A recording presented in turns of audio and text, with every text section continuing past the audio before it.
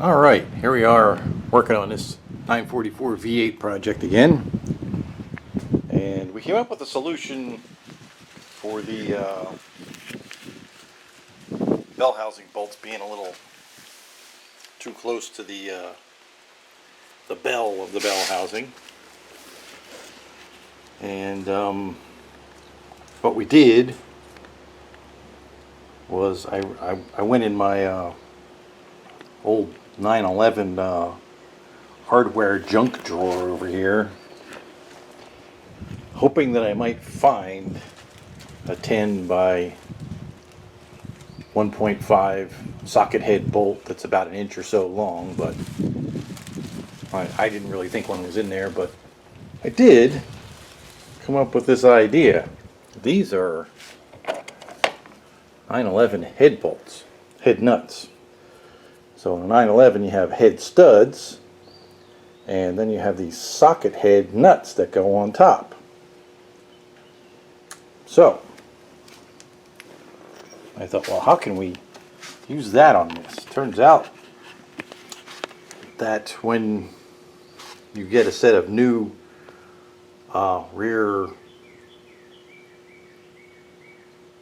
spring plate bushings, they come with these 10 by 1.5 extra long bolts. That's so you can get the bushing started and start tightening it down rather than trying to compress the thing by hand, which is impossible. So luckily these two holes, one on either side in the block, they are not blind. They actually go straight through. So we took one of those bolts, cut it to the right length, and bolted it in that way with a lock washer, tightened it up real good, stuck one of the 911 head nuts on there. It engages full thread in the nut and fits on there nicely. So that problem solved. Same thing on the other side. Yesterday we started doing some of the wiring. This is I got a bunch of Velcro heat wrap to keep the radiant heat from this header off of the wiring. We're going to do the same thing with the oil lines on the other side and the alternator wires, and we'll do it on some of the fuel line too. But so we got that done. But one problem we have is this is the original 944 harness, and I was hoping to just connect it to the starter down there and use this over to the alternator, because you need to connect the positive from the starter, which connects directly to the battery. You need to connect that over to the big red lug on the alternator. But unfortunately this is too short, so we can't use that. So we'll have to make something to go over there. Yesterday we did make, I took the battery cables that came with this engine from the Holden Commodore and basically cut one to length that attaches to the starter and soldered up the end so it's nice and tinned. And we have some clamp on battery cable ends that connect to the battery. So, and we put long nuts on them so we can connect all the there's about 5 lugs that connect in the 944 to the positive battery cable, and they have lugs on the end of them, so they go on the end of the screws that clamp the battery down. So we got that done. We still got to figure this out. This is the luckily the crank sensor is a pigtail on this fuel injection setup, because wow, it's back in there behind the starter. I don't know if you can even see it. That's the cable that goes to it. So it's basically a remove the starter type deal, which is a real pain in the ass on this. It's not very starter change friendly. The header's right in the way. The oil pan's in the way. The starter's held in with those two bolts. This one's not bad. This one in here, you can't put it in if the starter is in, because it's got to be really long, and if it comes down, it actually hits the oil pan right there. And it has to go in straight, because otherwise it's not going to go in the hole. So yeah, that's a fun little wrestling match to do in this car. And we got most of our engine bay prep done. I made a piece of U-channel and put the power module for the fuel injection on there. Right now I have the regulator, fuel pressure regulator, mounted right next to it. I'm not really liking that. We're probably going to move that. It sticks out really far.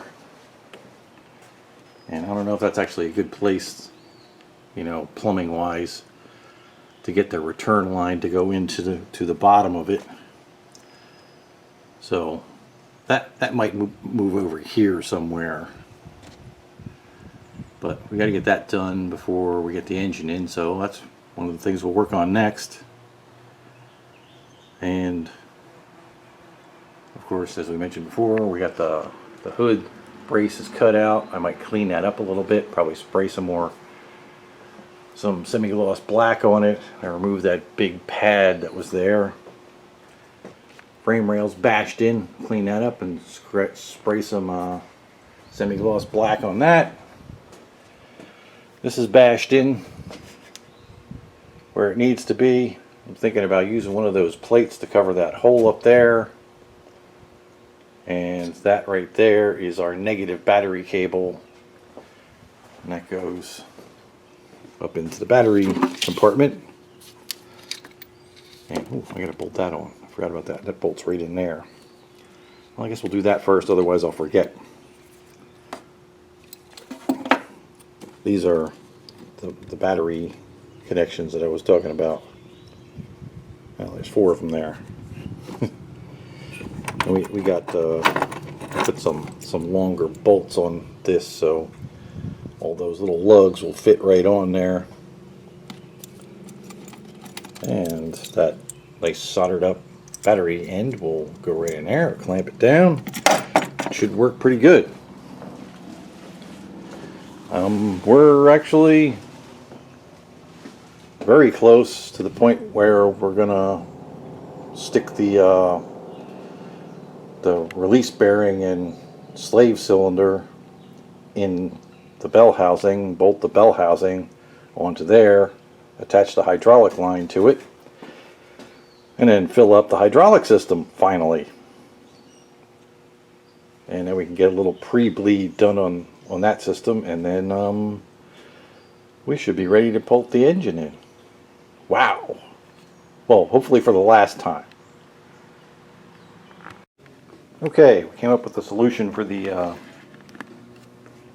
battery, the starter to alternator connection. This is the original alternator wire from the car, and this big wire was the Porsche jumper wire from starter to alternator, and the red with blue stripe is the power that goes into the dash through this connector. So I just took a piece of 1/2-inch copper pipe and stripped the ends, tinned the ends with my big Bertha soldering iron here. Stuck all 3 of them inside the pipe and smashed them with the little BFH, and then soldered them with the big Bertha, and we'll put some shrink tubing over it. Then we'll cover this with some heat shield, and that should work just fine. Okay, here we are a little while later. I got the fuel pressure regulator moved over to there, and I made a plate to cover that big oval hole where the DME cable went through the firewall before. It's got a nice rubber gasket on it, and hopefully it doesn't hit the valve cover. I guess we'll find out when we pop it in there. But yeah, that part's done.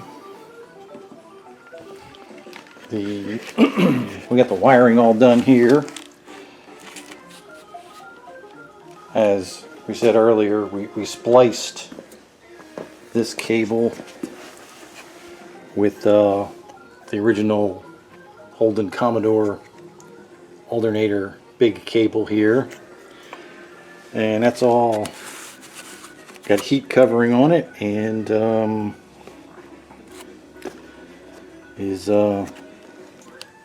has brackets to hold it in place so it doesn't get away and get near the header. This plugs in on top of the firewall, and that's about it. I mean, there's a couple little things that we don't have to really do before we put the engine in, like I have a plan for the oil pressure sender. Basically, what I want to do is use this one, but the Renegade Hybrids kit comes with an adapter to go from this to 1/8 inch pipe thread, and then the sender for the factory gauge goes in the 1/8 inch pipe thread. But I figured if I get a T, an 1/8 inch pipe thread T, and drilled and tapped that hole to 1/8 inch pipe thread, I could stick it on the side of the T and have the gauge sending unit on top. So that's what we'll try to do. But yeah, other than that, we're about ready to put the bell housing in, and well, got to put the throwout bearing slave cylinder on there first, but then we'll bolt the bell housing on and hook up the juice line and give the clutch a pre-bleed, and we'll be ready to stick the motor in. Okay, another little problem to overcome. The cutouts for the hydraulic lines on this bell housing don't seem to be quite right. So what we're going to do is pull the adapter plate off, probably cut some of this off, and it looks like we need to cut some of this off more in line with what the adapter has on it. So yeah, I think that'll work. I might have to trim this down a little bit.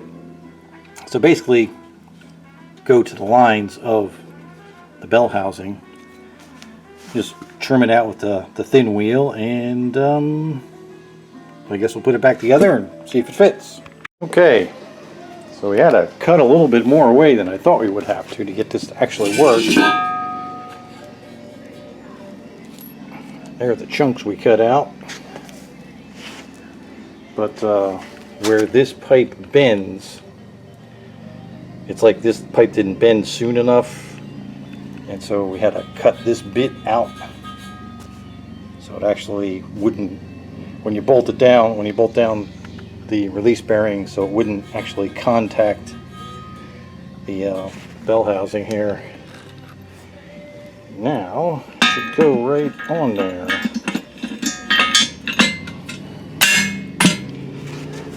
There you go. That's it.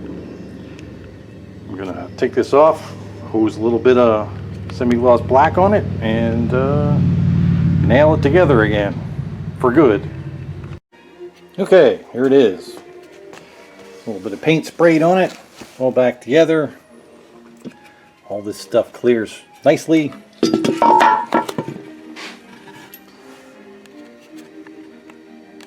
can see that this is where this pipe was actually contacting it when you tightened down the throw off bearing. And plenty of room on this side. Well, we cut a little too much out, but I don't see so good with my safety glasses on anymore, so, but hey, it's enough that it's all free and won't cause any problems. So that's that.